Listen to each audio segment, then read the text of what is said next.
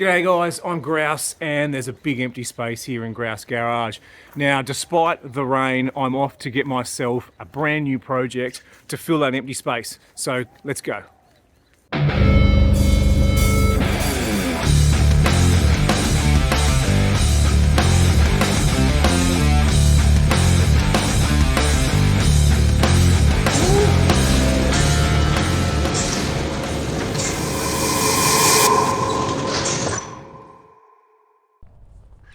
Right, I'm here at Lance's house now, and what have we got here? Something I bought about 3 months ago, had nowhere else to store it, so thankfully Lance allowed me to put it here. The guy I bought this car off delivered it for me, which was about a 550 kilometre trip, so about a 1,000 kilometre round trip for the seller, and I still owe him big time for doing that for me. Anyway, it's been sitting here patiently waiting for the last 3 months, and today's the day. I'm bringing it home and we're going to get started on it. And just check out those lines, even under the cover, that just looks absolutely sensational. Right, tow truck's going to be here soon, so let's get this cover off, get it all ready and get it back to Grouse Garage.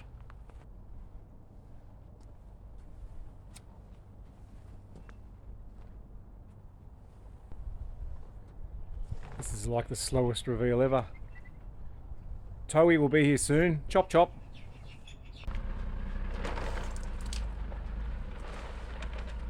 Now we see if those T-tops leak.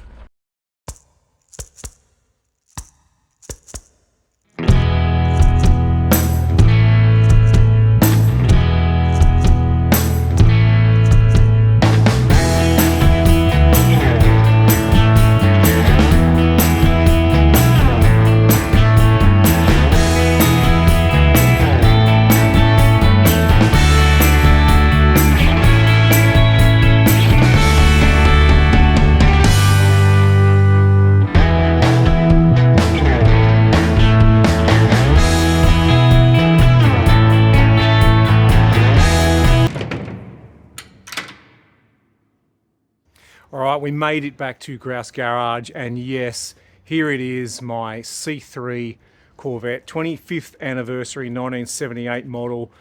Why have I got a C3 Corvette here at Grouse Garage? What is the backstory of this car, and what condition is it in, and how much did I pay for this magnificent American muscle car? Alright, before we get into that backstory, I wanted to give it a really good high pressure clean.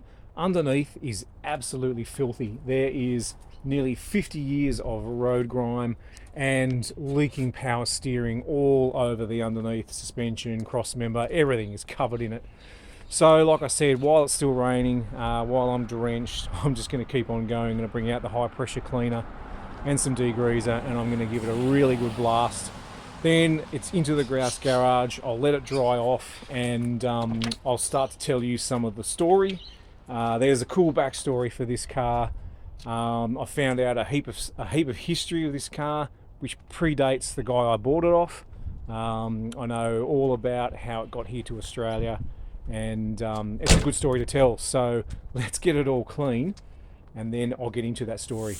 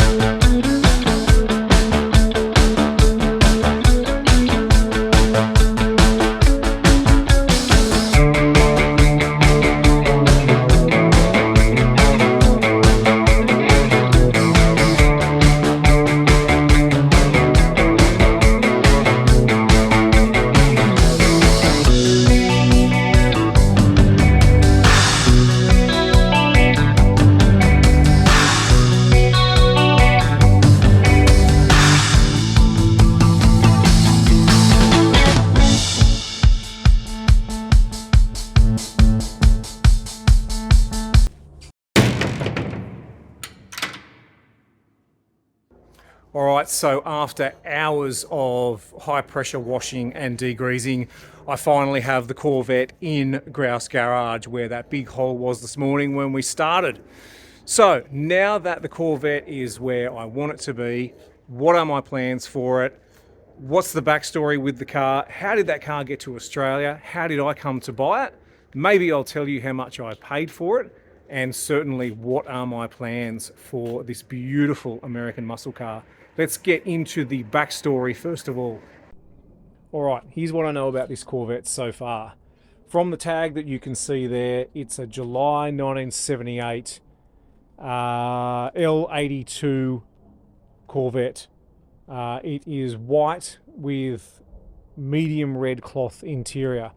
White on red, my favorite combination in any car. Love that combination. So I'm stoked to own a car with that combo of exterior and interior. In the States, this car had 2 previous owners, and then it went quickly through 2 dealerships. The car was originally owned by a guy in Texas. I have actually chatted with this guy on Facebook, and I know that he worked for Hoodyberg Chevrolet in Texas, and he bought the car off the showroom floor. He was a salesman, and he bought the car off the showroom floor. So in 1978, so that is pretty cool. He owned it right up until the early 2000s, and in a bitter divorce, his wife got the car. Now, I have managed to track this car down in Google Street View, and you can see here, you can see my Corvette that I own in Australia, and you can see it here in a residential address in Texas. Now, I thought that was pretty cool that here I am in Australia owning a Corvette, and I can see it on Street View on the other side of the world. That's pretty cool. It only appears at that address in 2007, and in 2010 the lady owner sold it to, believe it or not, another lady who owned it from 2010 to 2012, and in 2012 that lady traded it in at a Dodge dealership in Vegas. That Dodge dealership then quickly flicked it to another dealership, a smaller private dealership, and that is where my guy bought it from in 2012. And that leads into the story about the guy I bought it from in Australia and how he came to own that car. Let's jump into that story now.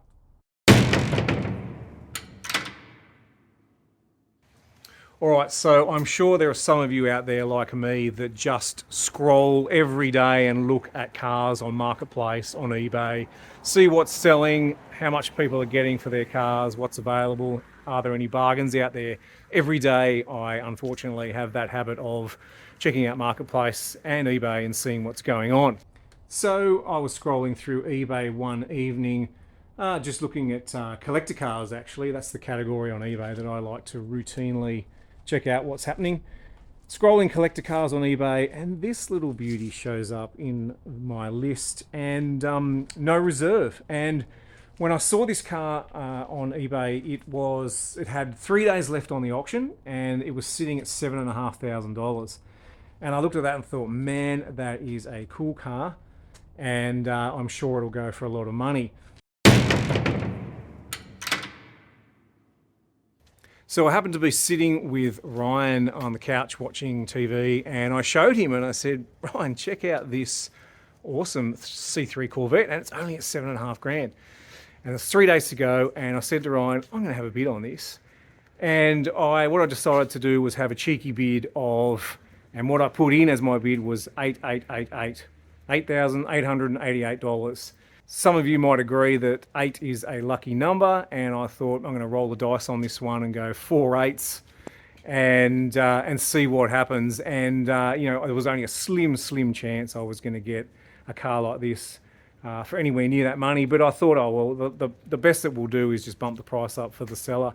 So 8888 bid, 3 days to go. Bang! It went to $8,000 at that point, and it said, "Congratulations, you're the highest bidder." And there's 3 days to go.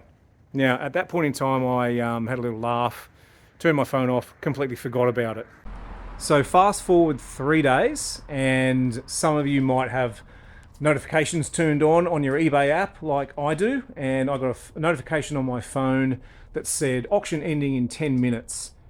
Bid now. And I looked at that and I thought, oh, what's that? What's ending in 10 minutes? Oh, that Corvette. That's right, I had a bid on that.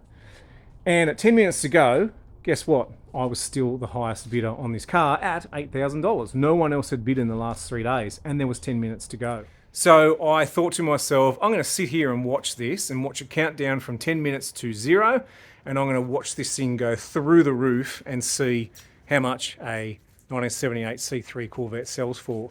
So I sat there for 10 minutes watching. It kept counting down, getting closer and closer to 0, and it just wasn't moving. It did not move at that point from $8,000. It got down to the final 30 seconds, and I'm sure a lot of you know that many just wait until that 30-second, even 10-second time, and then just smash a bid on something online and try and snare it at the last minute. So it got down to 30 seconds, there was no movement. It got down to 10 seconds, there was no movement, and I thought, okay, this is just going to explode now. It got down to 5 seconds, there was no movement. 4, 3, 2, 1, nothing. Congratulations, you have won C3 Corvette for $8,000. So I sent a message and I said, yeah, look, I won your Corvette. I want to go through with the purchase of that. I'm not a time waster. Can I grab your phone number and we'll talk about it? And then the next morning, the guy emails me back and says, sure, no worries. Here's my phone number. Give me a call. And I rang him and I said, well, I won your Corvette. Looks fantastic. And I said to him, well, I've got to try and arrange transport now because I don't have a car trailer. I am in Sydney. He was about 500 kilometres away in western New South Wales. And he said to me, well, look, there's a local shipping car transportation company here in town. You can give them a call. Here's their number. And then he started to say, yeah, well, you know, I've owned this car for 12 years. I brought it into Australia. I'm a bit reluctant to let a transport company ship it for you because they can be a bit rough sometimes. So he said, look, how much have you had quoted? Have you got any quotes? And I said, well, yeah, I do actually. I just ran through a quote online just before I called you, and it was going to cost $550. He goes, look, I've got a really good car trailer. Sling me $550 and I'll bring it up to you in Sydney. I thought, man, what a bargain. So the guy graciously put it onto his car trailer and brought it up to Sydney and literally delivered it for me. So at $8,550, landed not so much on my doorstep, had to go to Lance's house because there wasn't any room here in Grouse Garage. But you know, at $8,500, I am all in on a C3 Corvette. Now the story starts to get even better. It might be a little bit hard to see there, but that is the original 350 L82 Chevy motor in this car. This is a numbers matching car. Now the funny thing is, the seller didn't tell me that. Did not tell me it was a numbers matching car. I had to grab the number off the front of the car, of the block, which is down there somewhere, and then I had to run it by, check it out on the chassis number, which is just there on the pillar. And guess what? It is a numbers matching car. So that is one thing even better. Does it start? Does it run? Does it drive? Oh, yes, it does. Does it do those things well? Remains to be seen. It does start. It's obnoxiously loud. I've got a snippet, I've got a video of it running. I'll throw that in there now.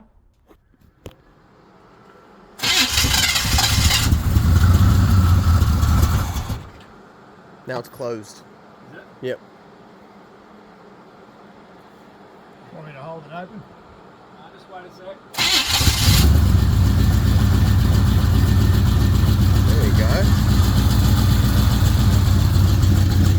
Damn, that's loud.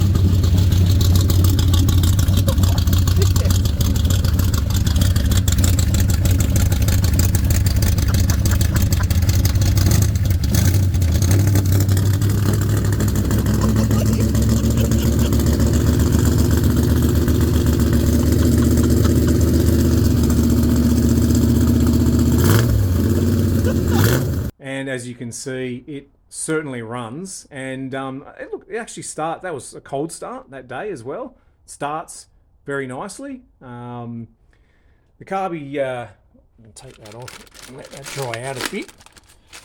Carby doesn't look that old, so I think it's had a new carby put on there at some stage. But the brakes are pedals going to the floor, so it's been sitting for a long time. I think the brakes are leaking and need to have a once over. So we know it runs and drives. We know it's a matching numbers car. Now here comes the backstory, and some cars have really cool backstories, and some are pretty boring, really. What's the backstory on my C3 Corvette? Okay, it's a 1978 model Corvette, and in 1978 that was the 25th anniversary of the Corvette, and this is a 25th anniversary model, C3, 1978 25th anniversary. The guy I bought it from, in 2012, he and his wife went over to Vegas to celebrate their 25th wedding anniversary. That's right. They went to Vegas, not to buy a car, but they went to Vegas to celebrate their 25th wedding anniversary. Now, the guy was a car nut, and while he was in Vegas, he said to his wife, "Damn it, we're here with all these cool cars. I don't want to go home empty-handed. I want to buy something, and I want to take it back with me." So they went to a car yard, a local car yard in Vegas, and this beauty was sitting there on the lot. And he and his wife said, "How perfect is this on our 25th wedding anniversary? Let's buy a 25th anniversary Corvette and take it home." And that's what they did. But not only that, the guy actually saw another Corvette in the car yard. It was an 88 model. This is a 78, so there was also an 88. So he actually bought the two of them and had two shipped back to Australia. That was in 2012. Since then, he had it on full registration for a few years. He also, after that, had it on historic New South Wales registration for a few years. And then it sat in his shed and didn't move for a few years more until he decided that he needed to move on his car collection. He put that up for sale. He put a couple of other cars up for sale. And I just don't understand why no one else looked at this car on eBay and threw a bid in on it. You know, as a joke bid, I put, 8888 on it, and I won it. And I just really think that is half, at least half of its worth. It's probably worth 20 plus. And I think that I'm very lucky and I'm very thankful. And I think the backstory of the car is a really cool thing, and it's going to get the Grouse Garage once over right now, which will take some time, but all these videos are going to be coming up on the channel.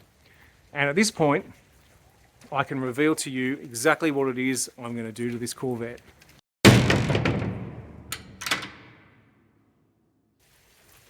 And that's exactly what I'm going to do with this Corvette. It is going to get the LS1 and the 4L60E out of ex-popo.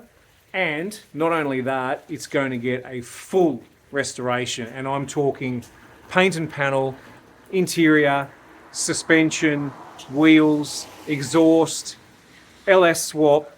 It's going to be an insanely incredible car. I'm going to do it in the original white color. I'm going to do the trim in the original red, which I love. White on red, I absolutely love that combination. So visually, this is going to look like a completely stock C3 Corvette, but under the bonnet, it's going to have a pretty wild LS1 and 4L60E transmission. So there it is, guys, the backstory of my C3 Corvette, how it came to be here in Australia, how much I paid for it, what my plans are for it, and there's certainly a lot of content coming up on this channel for this car. So if you're not a subscriber, make sure you get on and subscribe. If you're a C3 nut or you're an LS swap guy, I promise you plenty of content to come up on the channel for this car. And for everyone who's been watching, already subscribed and watching all my other videos, thanks a lot. Thanks for being on the journey. Plenty more to come.